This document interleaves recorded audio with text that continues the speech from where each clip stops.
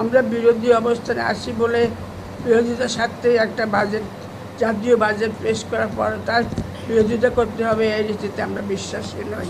কালের মধ্যে সর্ববৃহৎ বাজেট পেশ করা হয়েছে।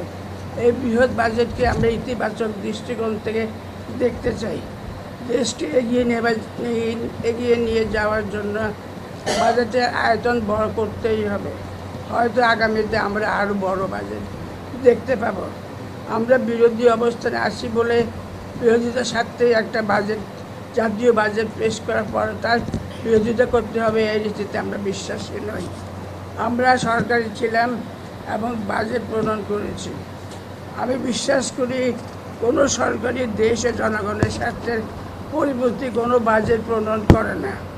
দেখতে হবে প্রণীত বাজেট বাস্তবায়নে সরকার দক্ষতার পরিচয় দিতে পারে কিনা।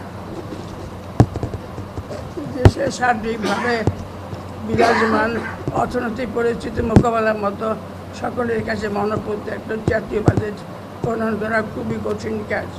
এই বাজেট প্রণয়নে আমি সরকারের আন্তরিকতার পরিচয় পেয়েছি। এই বাজেটের সফল বাস্তবায়ন হোক, আমরা সেটাই আশা করি। এই বাজেটে আমরা আরও গভীরভাবে পর্যালোচনা করব। দেশ ও জনগণের স্বার্থে চিন্তা করে বাজেট বাস্তবায়নে আমাদের পরামর্শ সরকারের কাছে তুলে ধরব। আমরা জানি বিশ্বব্যাপী দ্রব্যমূল্যের ঊর্ধ্বগতি বিরাজ করছে। আমরা সেই সমস্যা ভোগ করছি। তাছাড়া আমার দেশে ঘুষ, দুর্নীতি, বেকারত্ব, স্বাস্থ্যসেবা সমস্যা এবং পরিবেশগত বিপর্যয়ের মুখোমুখি আমাদের হতে হচ্ছে। এইসব সমস্যা আমাদের সম্মিলিতভাবে মোকাবেলা করতে হবে। যে কোনো জাতীয় সমস্যা সমাধানের জন্য সাহায্য চাইলে আমরা অবশ্যই আমাদের সাধ্যমতো সহযোগিতা করব। যেমন পরিবেশগত সমস্যা মোকাবেলার জন্য দেশব্যাপী ব্যাপক বনায়নের প্রয়োজন আছে। এই ব্যাপারে জনগণকে সচেতন করতে হবে।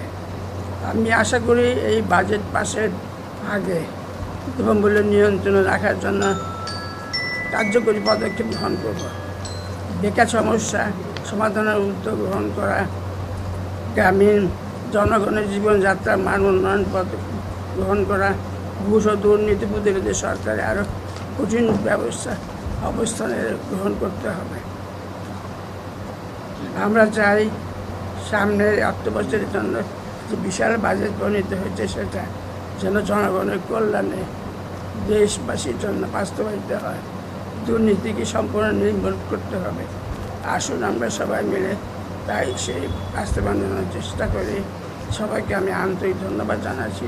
জাতীয় পার্টি জিন্দাবাদ। পল্লীমন্ত্রী ইরশাদ অমর হোক।